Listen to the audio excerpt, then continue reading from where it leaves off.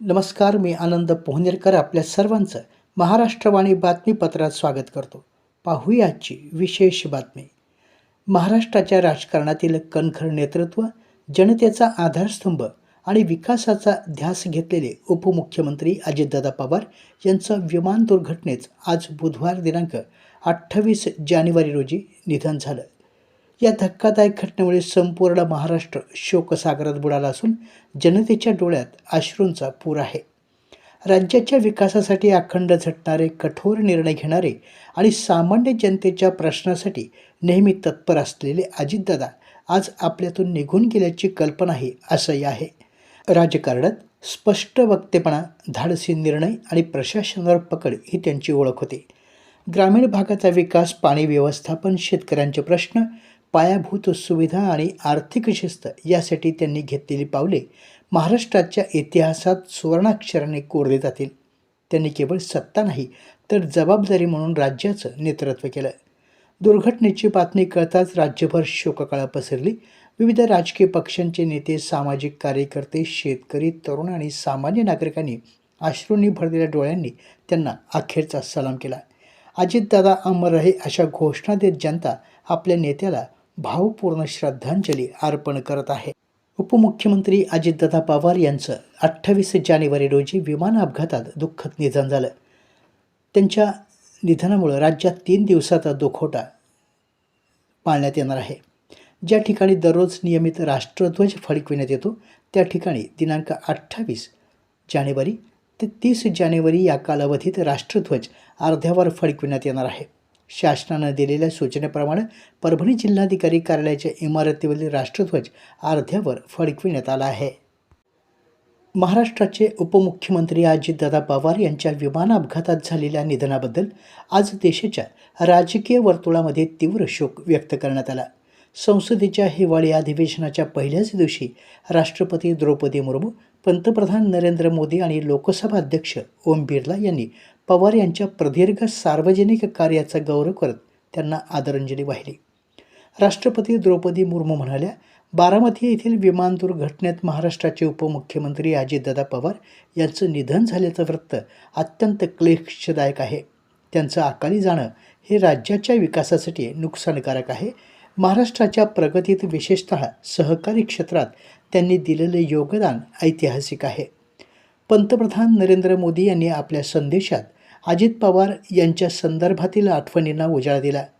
अजित पवार हे जमिनीशी जोडलेलं नेतृत्व होतं. महाराष्ट्राची सेवा करण्यासाठी सदैव तत्पर असणारे कष्टाळू व्यक्तिमत्व म्हणून त्यांना ओळखलं जायचं. त्यांची प्रशासकीय कामाची जाण आणि गरिबांच्या कल्याणासाठीची तळमळ उल्लेखनीय होती. त्यांचं निधन धक्कादायक आहे. संसदेच्या हिवाळी अधिवेशनाच्या पहिल्याच दिवशी लोकसभा अध्यक्ष ओम बिर्ला यांनी अजित पवार यांच्या निधनाबाबत शोकप्रस्ताव मांडला. त्यात अध्यक्षांनी नमूद केलं, अजित पवार 10व्या लोकसभेचे सन्माननीय सदस्य होते. 6 वेळा उपमुख्यमंत्री आणि 8 वेळा विधानसभेचे सदस्य म्हणून त्यांनी महाराष्ट्राच्या राजकारणावर आपली पकड निर्माण केली होती. सार्वजनिक जीवनातील त्यांची बांधिलकी सदैव स्मरणीय राहील. जमिनीशी घट्ट नाळ असलेले जननेते, आपले मित्र आणि सहकारी उपमुख्यमंत्री अजितदादा पवार यांचा विमान अपघातातील मृत्यू झाल्याची घटना मनाला अत्यंत व्यथित करणारी आहे. मनाला चटका लावणारी आहे. मन सुन्न झालं आहे.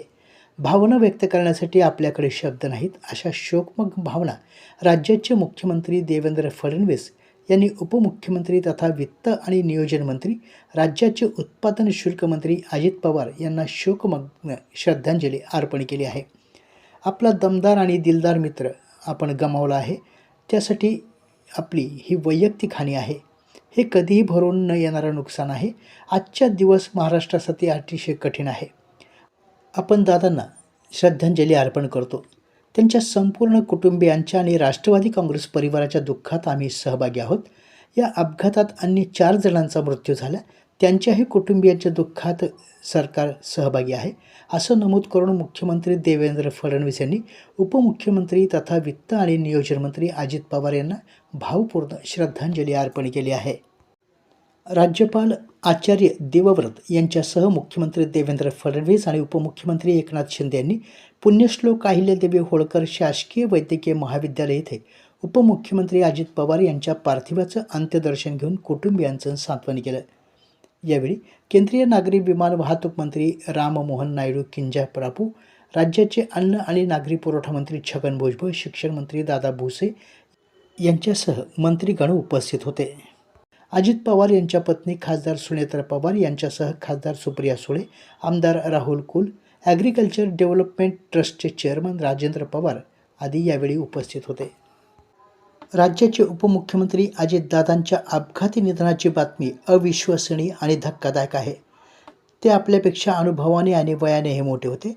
त्यांच्या निधनाने माझा मोठा भाऊ गेल्याची भावना माझ्या मनात आहे. महाराष्ट्रासाठी आजचा काळा दिवस असून एक दूरदृष्टी, स्पष्ट वक्ता आणि अतिशय अभ्यासू नेता आपण गमावला आहे. महायुती सरकारमधले ते केवळ माझे सहकारी नव्हते, तर माझे चांगले मित्रही होते. त्यांचं अकाली जाणं जीवाला चटका लावणार आहे, अशा शब्दात उपमुख्यमंत्री एकनाथ शिंदे यांनी अजितदादा पवार यांना श्रद्धांजली वाहिली आहे.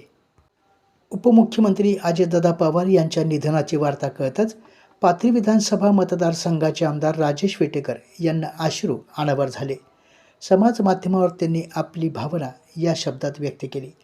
व्यक्तिगत जीवनात अजितदादा माझे आधारस्तंभ आणि हक्काची जागा आणि आदराचे स्थान होतं. मला आठवतंय, माझ्या वडिलांच्या निधनानंतर त्यांनीच मला सावरलं होतं. त्यामुळे ते माझ्यासाठी पितृतुल्य होते.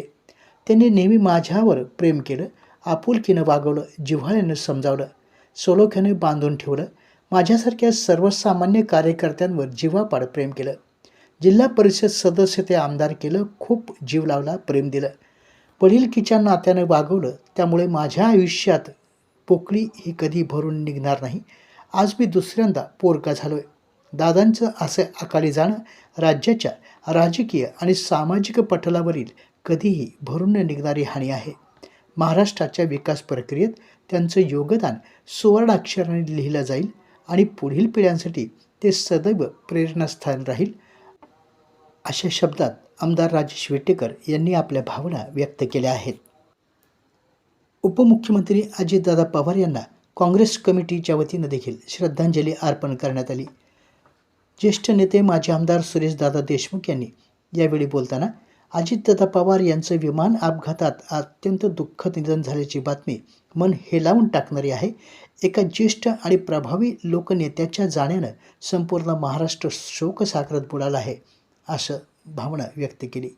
यावेळी माजी खासदार तुकाराम रेंगे पाटील, बाळासाहेब देशमुख, भगवानराव वाघमारे, शहराध्यक्ष नदीम इनामदार, गुलमीर खान, सुनील देशमुख, नईमभाई, आतिकुर रहमान, बाळासाहेब फुलारी, सुहास पंडित, दिगंबर खरवडे, शेख खाजा, हसीब उर रहमान, सचिन जवंजा, शुभम जाधव, तब्बू पटेल, एस.आर. देशमुख यांच्यासह काँग्रेस पदाधिकारी उपस्थित होते.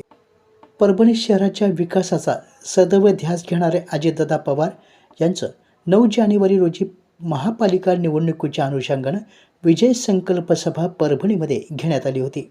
या सभेत अजितदादांनी परभणी शहराच्या सर्वांगीण विकासासाठी हे शहर आपण दत्तक घेत असल्याचं जाहीर केलं होतं. परभणीवर अजितदादा यांचं विशेष प्रेम होतं. महापालिकेतील रखडलेली विकास कामे असोत की समांतर पाणीपुरवठा योजना, यासाठी दादांनी नेहमीच पुढाकार घेतला. परभणीतील त्यांचे शिलेदार आमदार राजेशदादा विटेकर, माजी महापौर प्रताप भैया देशमुख आणि युवा नेते अक्षय देशमुख यांच्यावर त्यांचं विशेष प्रेम होतं. भाषणातही ते या तिघांचा सातत्याने उल्लेख करायचे.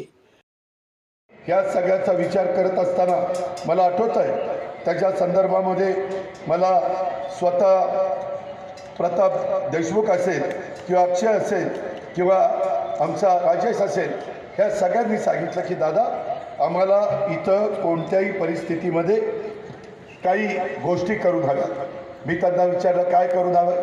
ते म्हणले की जसं तुम्ही पिंपरी चिंचवड केलं, आज माझं बारामती तालुक्याचं ठिकाण आहे, पण तुम्ही बघितल्यानंतर तुम्ही पण आश्चर्यचकित व्हाल.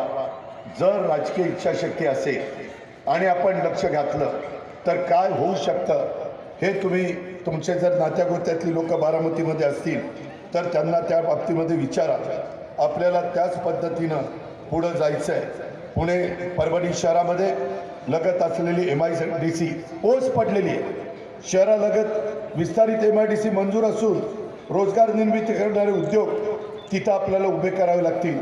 त्या परभणी शहराच्या सर्वांगीण विकासासाठी सदैव ध्यास घेणारे अजितदादा पवार यांचं हे 9 जानेवारी रोजीचं भाषण आगामी काळामध्ये कार्यकर्त्यांना प्रेरणा देणारं ठरणार आहे.